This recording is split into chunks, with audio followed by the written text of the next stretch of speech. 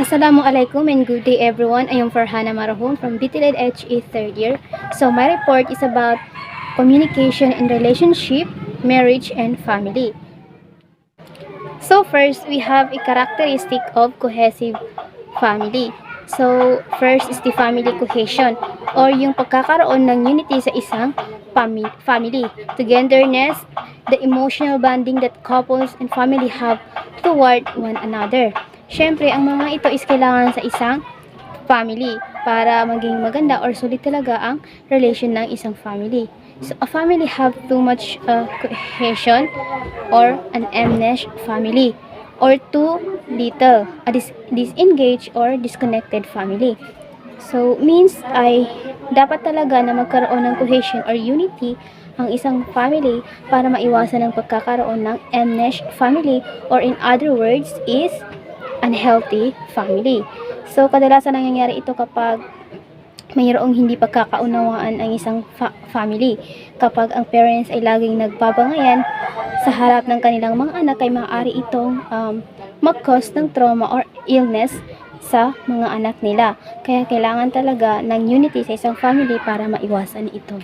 And last is the expert advice, a balanced level of. So, kailangan din ang na-balance ang cohesion na binibigay mo in each member of your family para maging fair ka at maiwasan ang tinatawag na jealousy.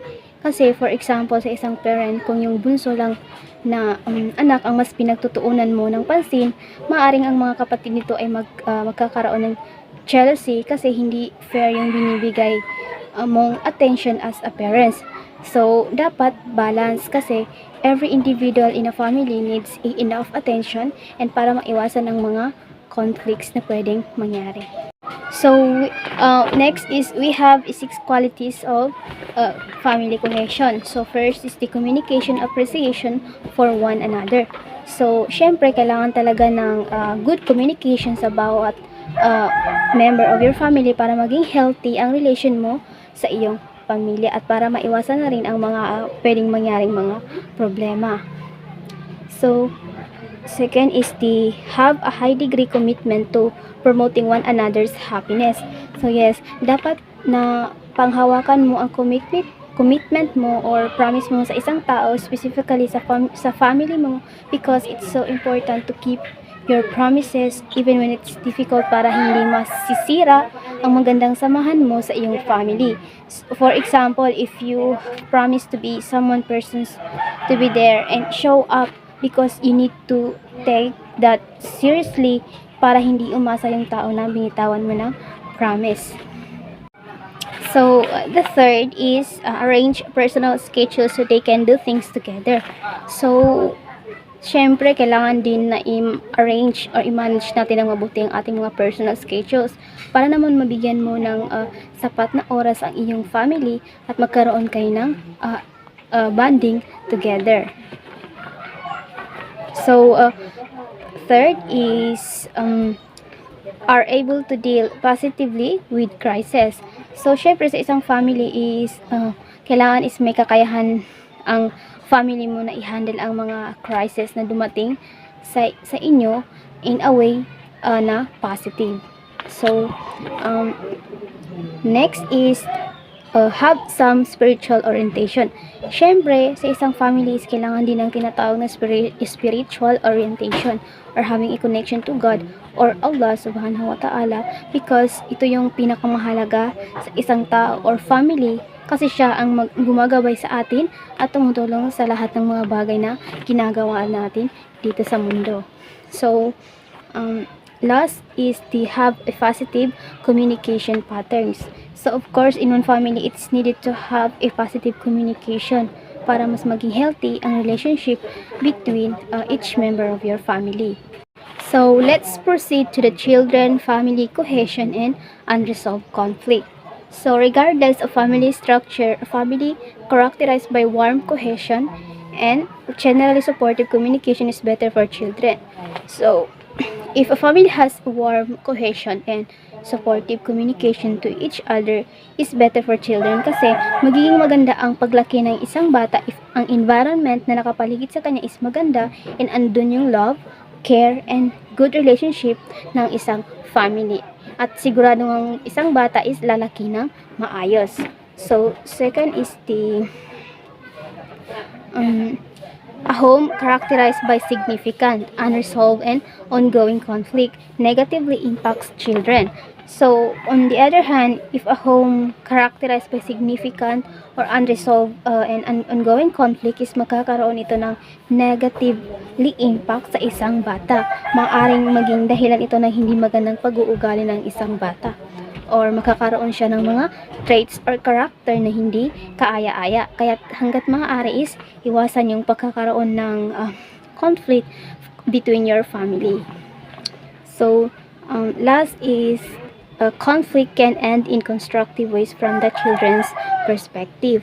So, ayun nga, kung lagi na lang conflict ang meron sa isang family, ay nasisira nito ang pananaw ng isang bata, or minsan naman is nagkakaroon ng anxiety or depression kapag puro away na lang ang nadadatnan nito. So, it's better na mas magkaroon ng kumbaga is understanding ang bawat family mo para maiwasan yung mga pag-aaway or kahit anuman siya na mga negative na pwedeng magkaroon ng masamang impact sa inyong anak. As we make choices, communication with children, how to talk so kids will listen to, kids will talk. So first is the helping children deal with their feeling. So kailangan talaga as a parents is tulungan mo ang iyong child to deal with their feelings, kasi kapag ang bata is hindi pa nila yan alam kung paano nila i-handle ang kanilang mga feelings. Kaya nga as a parents is kailangan nila yung guidance mo para masolve nila yung mga problema nila. So second is engaging a child's cooperation. So as a parents, you need to engage your child's cooperation para matuto siyang tumulong sa kanyang kapwa. Third is instead of punishment. So, as a parent, huwag mo laging pinapunish ang iyong anak. Dapat is kinakausap mo ito ng mainahon at sabihin sa kanya ang kanyang mga nagawang mali para nang kahit na ganun is maintindihan niya ito. So, fourth is encouraging autonomy. So, as a parent, you need to encourage your children's autonomy. Sometimes, kailangan mo din nabigyan ng freedom ang isang bata para naman magawa niya ang kanyang mga gusto. And, for example, is hayaan mo silang maglaro muna sa labas kasama ang kanyang mga kaibigan. Kasi sa pamamagitan yun is natutulungan ng isang bata na matuto siyang makipag-communicate at mas mabuo niya yung confidence niya sa sarili niya. So, number 5 is praise and self-esteem. So, dapat din na as a parents is ipakita mo na proud ka sa anak mo and always praise them in order for them to develop their self-esteem and confidence to themselves. So, number 6 is freeing children from playing roles. So sometimes as a parents, you need to let your children play their roles para habang bata pa is unti-unti nilang malaman or matutunan kung ano nga ba yung mga role nila as a child. So number 7 is what bit of advice in this section might you choose to practice when? So, as a parent, humingi ka ng advice na pwede mong gamitin when communicating children para magkaroon ka ng idea kung paano sila kakausapin na pakikinggan kanila. So kasi we know naman na ang mga bata is mahirap talaga silang kausapin kasi hindi sila nakikinig. So kailangan talaga na makahanap ka ng strategy or paraan mo kung paano mo sila kakausapin at pakikinggan kanila. So number 8 is why is it important to encourage children to talk? So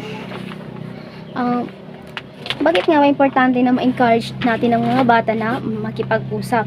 So, what is the importance to encourage children to talk?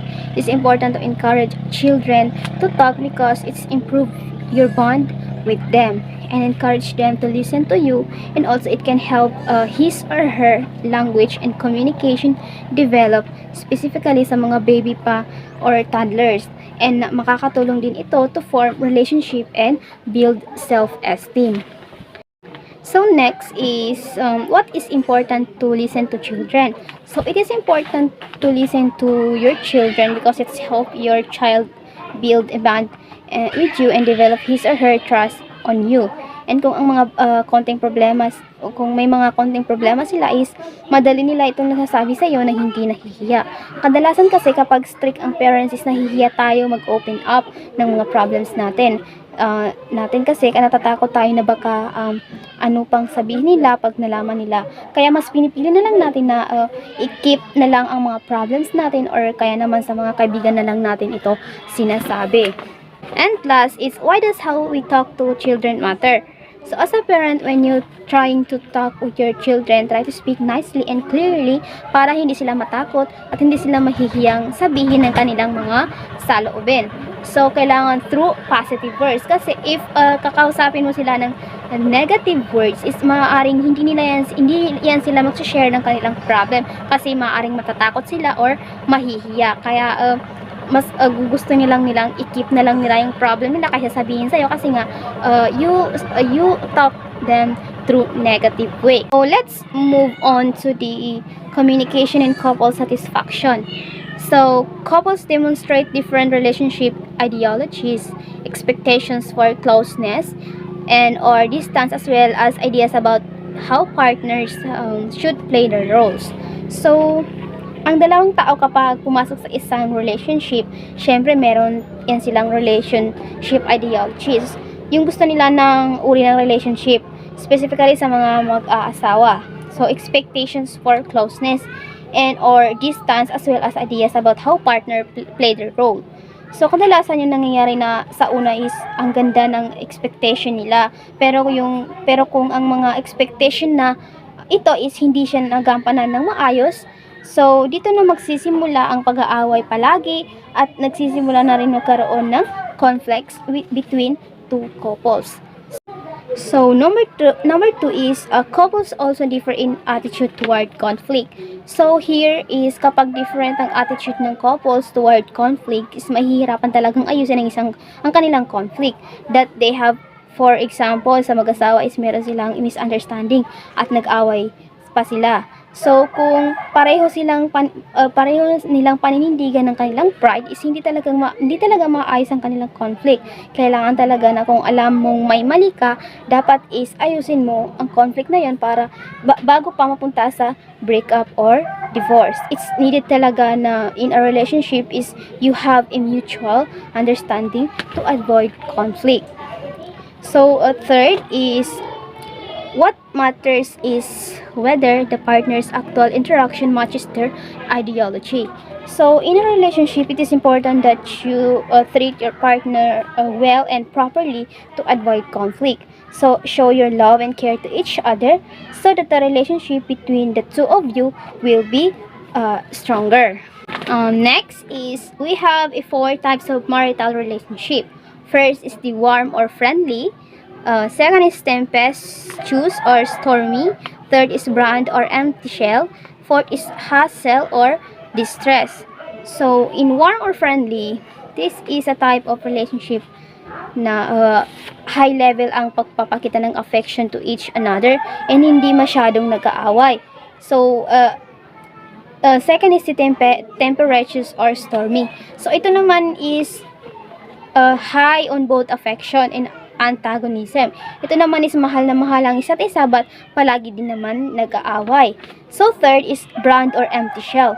So this is a type of relationship naman na walang awayan kasi wala din namang affection sa isa't isa. Siguro dito na napapasok yung if ang couple is busy sa kanilang job. So syempre wala masyadong affection na nangyayari kasi wala silang enough time to each other. So fourth is hassle or distress. So this is a type of relationship naman na wala na ngang affection pero palagi namang nag-aaway. In this relationship is wala nang love between a couple. Maybe because hindi na nila nabibigyan ng oras ang kanilang sarili na magbonding kaya unti-unti na rin nawawala ang kanilang love and affection to each other. So next is let's proceed to the couple conflicts. So even the happiest and most committed couples experience conflict.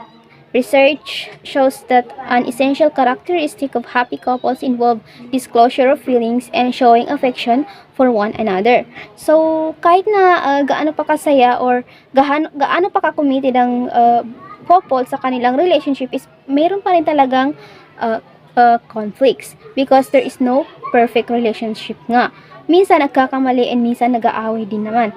Some research is nagpakita na that essential characteristic of happy couples involves disclosure of feelings or to let your partner know your inner thought and feelings in order for you to have a strong relationship, and because of this you can understand one another and showing affection to each other. It is important talaga na mag-show ka ng affection towards your partner because it can create a sense of harmony in a relationship, especially when it